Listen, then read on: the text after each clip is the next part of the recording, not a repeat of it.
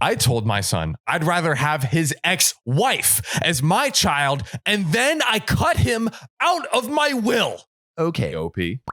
This is OKOP. I'm Samuel Donner. And I'm John Frye. And we tell the funniest stories on the internet.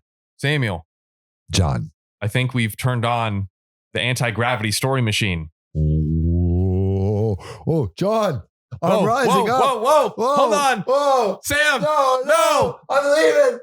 Don't this do place. If you're on the podcast, you can't see. I am levitating. He's slowly floating. I'm levitating.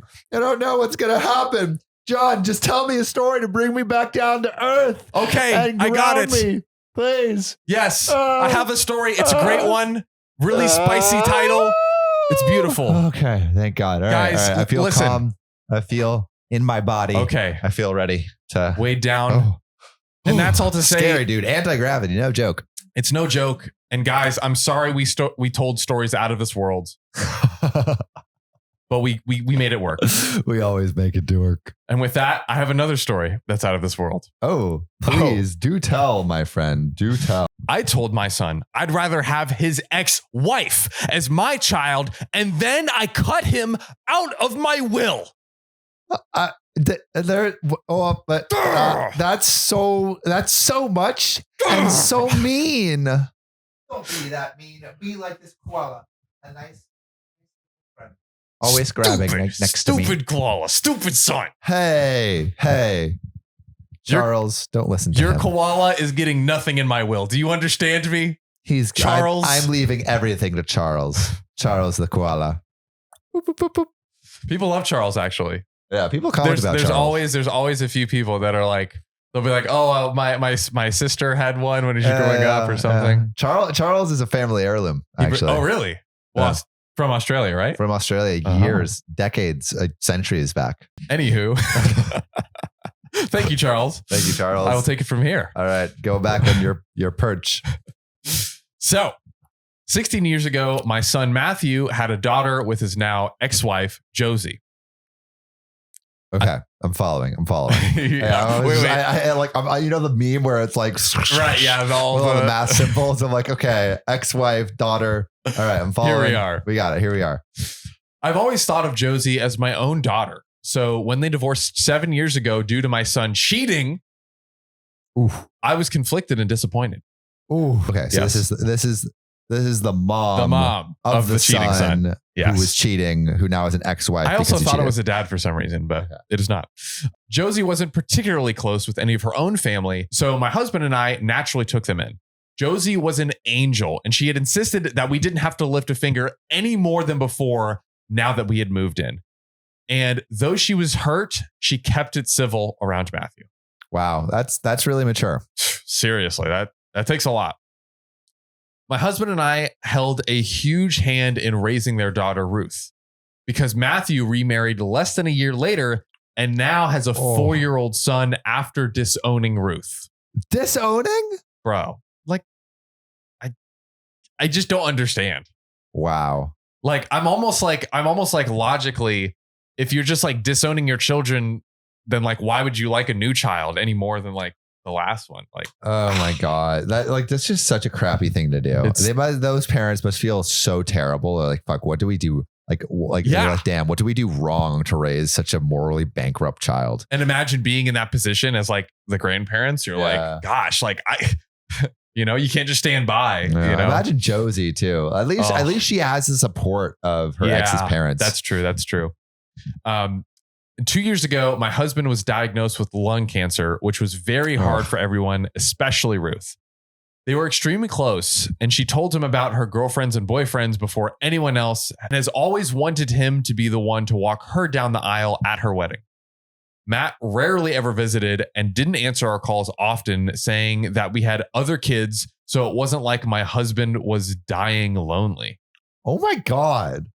What a terrible kid. Like, bro, it just boggles the mind. Dude, this guy's like, not only is a cheater, but he's a parent deserter, bro. And just like also an emotionless Just compassionless man. He's just won the bingo for being the worst human on earth. Like, lets your dad die alone? Check. A-hole bingo. A new Reddit game. Abandons your daughter? Check.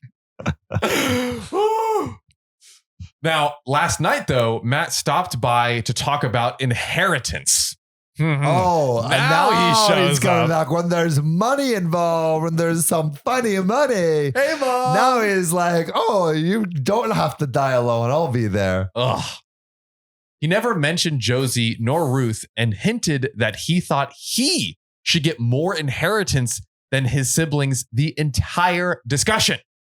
What?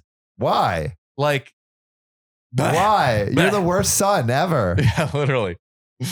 You should get negative money. You should get charged for how awful of a human you are. Everyone has to deal with your shenanigans, bro. Yes. My husband and I shared awkward looks until he decided to cut in.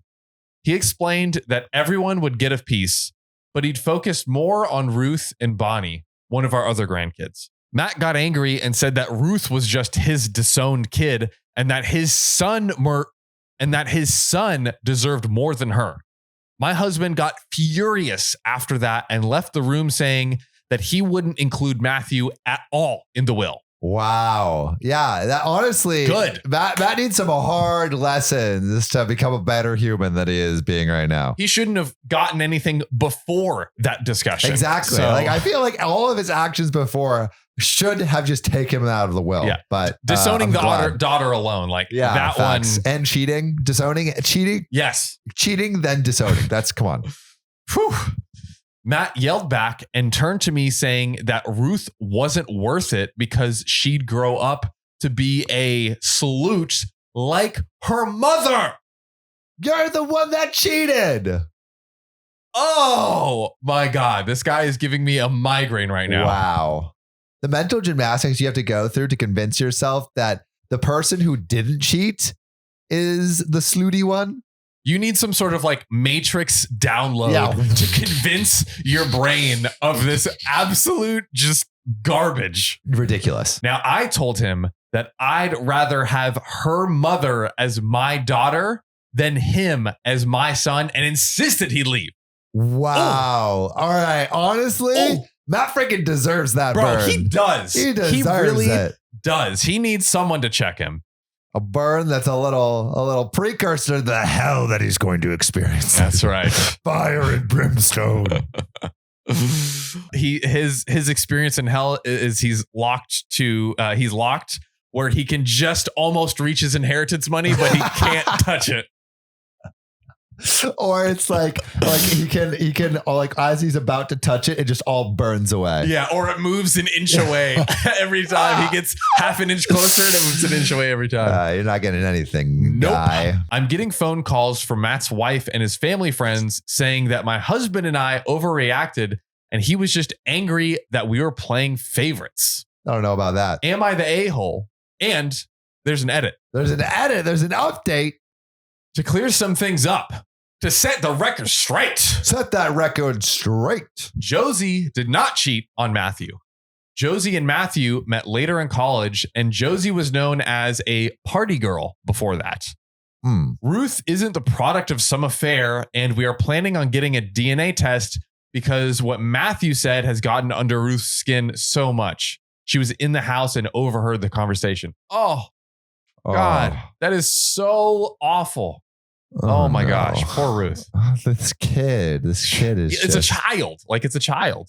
When it came to taking in Josie and Ruth, we did not hesitate one bit because Josie is not from here. She and Matt lived in another country until he moved with them here a few months ago before he got caught cheating. I had no intentions of choosing Josie over Matt then and now, and I've never discouraged Matt from visiting. I tried to make it very clear we're not picking sides. We just wanted her and our granddaughter to be safe and have a good home.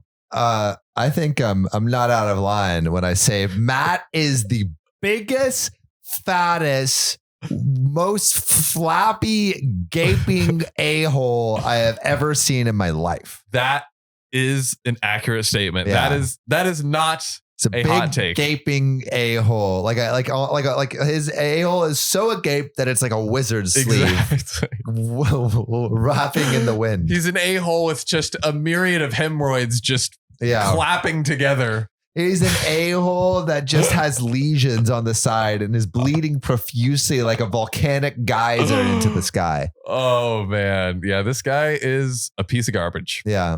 But you know what's never a piece of garbage? Subscribing to OKOP. Yeah. Make sure you subscribe, follow us on Spotify, and support us on Patreon and the TikTok and the podcast. Support us on Patreon like Kathy Quickly. Keegan Simmons and Desiree Canterbury. Desiree Canterbury, we appreciate you. We appreciate you. See you soon.